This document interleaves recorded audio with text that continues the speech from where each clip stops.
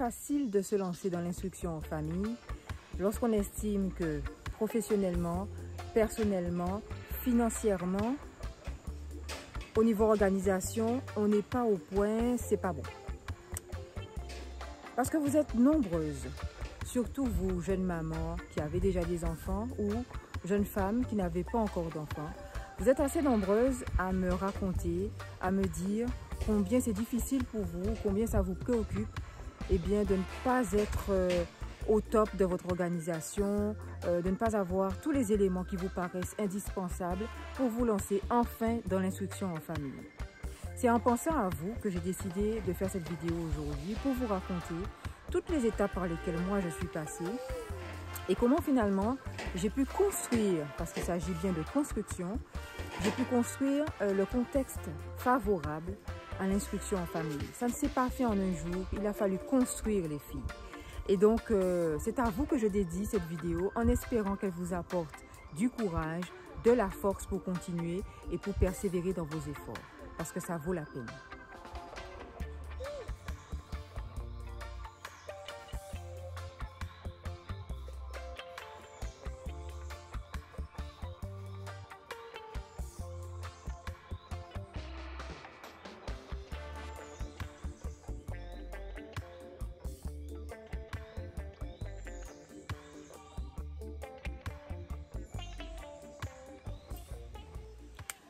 Alors, par où commencer? Il y a tellement de choses. Quand je regarde rétrospectivement les choses, j'ai envie de vous dire que la préparation à l'instruction en famille a commencé bien avant, comme je l'ai déjà dit dans d'autres vidéos, bien avant de rencontrer mon mari. Je savais déjà que je voulais l'instruction en famille si j'avais un enfant. Donc, ça c'était déjà clair dans ma tête et c'était surtout quelque chose qui ne pouvait pas bouger. Ça, c'était vraiment du fixe. J'allais pas remettre ça en question parce que pour moi, c'était vraiment très important.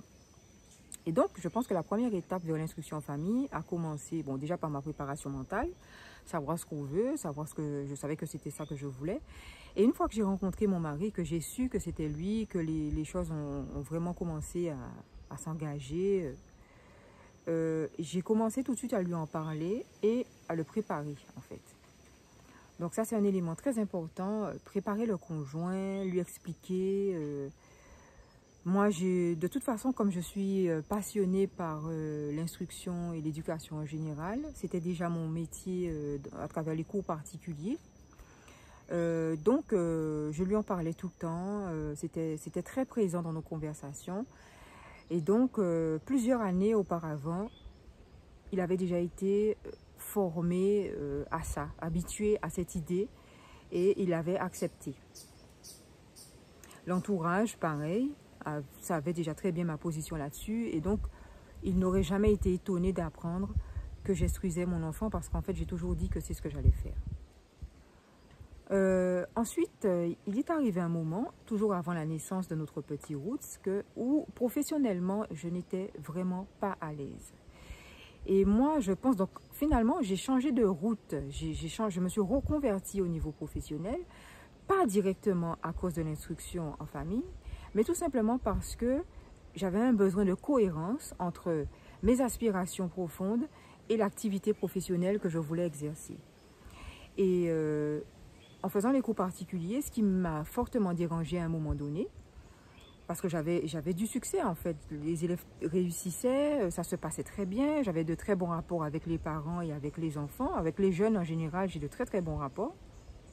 Mais là où ça a bloqué et ça m'a fortement dérangée, c'est qu'en fait, les faire travailler sur des programmes scolaires qui pour moi n'avaient aucun sens et qui pour moi ne répondaient pas à leurs besoins qu'ils exprimaient quand ils étaient avec moi au quotidien, ça me gênait fortement jusqu'à rendre la chose impossible parce que tout simplement j'avais l'impression de me rendre complice d'un système qui ne leur apportait pas les éléments de leur épanouissement. Et moi je participais à ça. Et ça, au bout d'un moment, ça m'a profondément gênée, ça m'a profondément interpellée au point de m'imposer un arrêt. Et donc je me rappelle que j'ai dit à mon mari, à ce moment-là nous étions déjà mariés, et je lui dis, si je m'écoutais, je m'arrêterais pendant 1 an histoire de me repositionner, de réfléchir, de penser comment repartir. Parce que je savais que la transmission, c'est ce qui m'intéressait, c'est ce qui m'a toujours plu. Mais je voulais transmettre autrement, d'une manière qui soit plus cohérente pour moi, qui soit plus authentique, plus roots. Et mon mari me répond, alors une réponse qui m'a vraiment désarçonnée. Il m'a dit, qu'est-ce qui t'en empêche? On n'a pas d'enfant. Voilà, c'est le bon moment en fait. Et là, je me suis dit, ok, je ne pensais pas qu'il m'aurait répondu ça. Et je me suis dit, ok, voilà, je me suis donné cette chance en fait de tout arrêter pendant 1 an pour tout remettre en question et voir comment je vais repartir sans avoir l'assurance de quoi que ce soit. Parce qu'en fait, c'était le grand vide. Et donc, ça, c'est une période de rectification, de tir, si on peut y dire, qui a été très, très, très, très, très bénéfique pour moi. Financièrement, je dois dire que mon mari et moi, eh bien, on a un style de vie qui est quand même très, très simple. On n'a vraiment pas de grandes dépenses, on n'a pas de grandes ambitions financières, je veux dire, on aspire vraiment à une vie simple. Donc le problème pour moi, c'était pas tellement des préoccupations financières, mais c'était surtout le fait de dépendre totalement financièrement de lui, chose qui ne m'était jamais arrivée, de dépendre totalement de quelqu'un d'autre. Et ça me dérangeait. J'ai dû faire un travail sur moi pour finalement l'accepter parce que, bon, on forme une équipe. Et je dois dire que faire tout ce travail-là sur moi, ça m'a été vraiment très bénéfique. Et en fait, les roots, je me rends compte maintenant, quelques années après, je me rends compte que sans le savoir vraiment, ces rectifications que je faisais pour être en phase avec moi-même, c'était aussi des rectifications qui allaient me permettre par la suite de pouvoir faire l'instruction en famille de manière plus épanouie.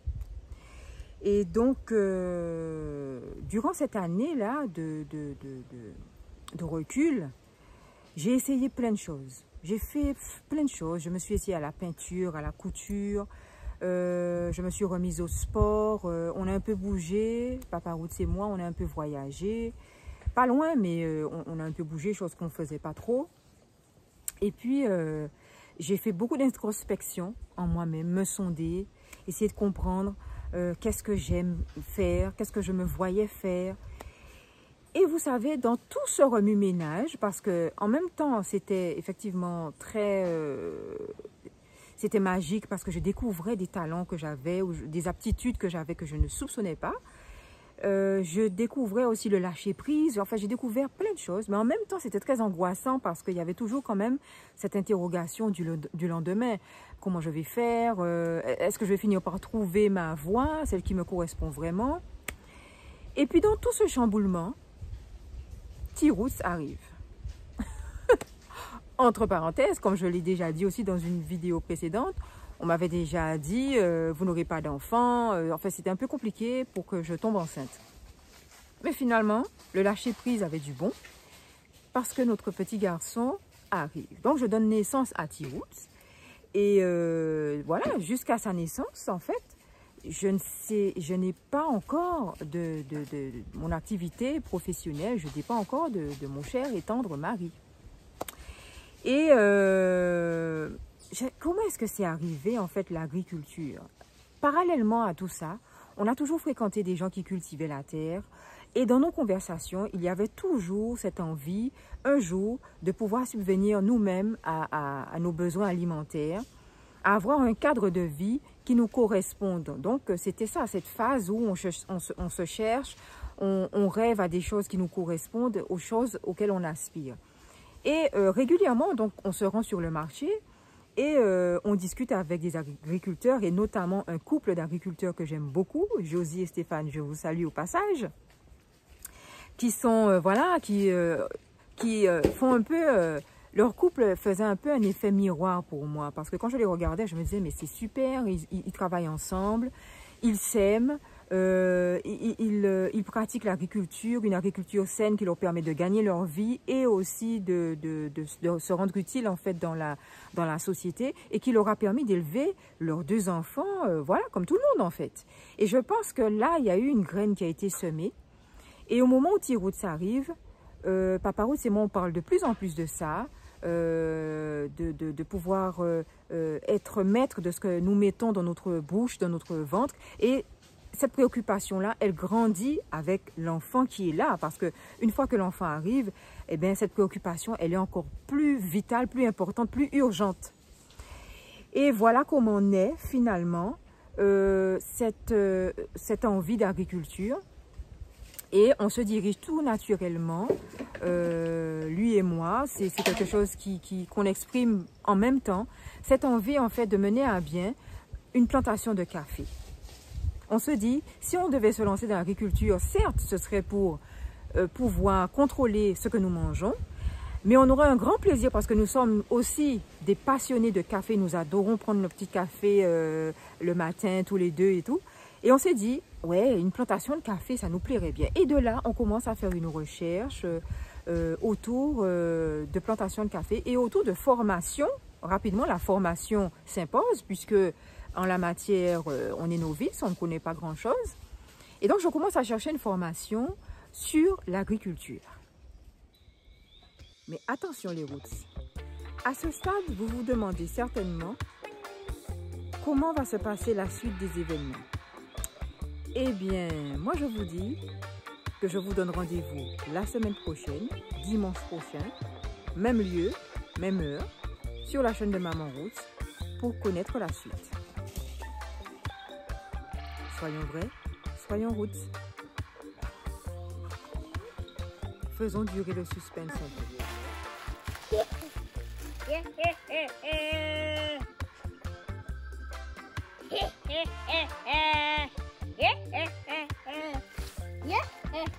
Yeah.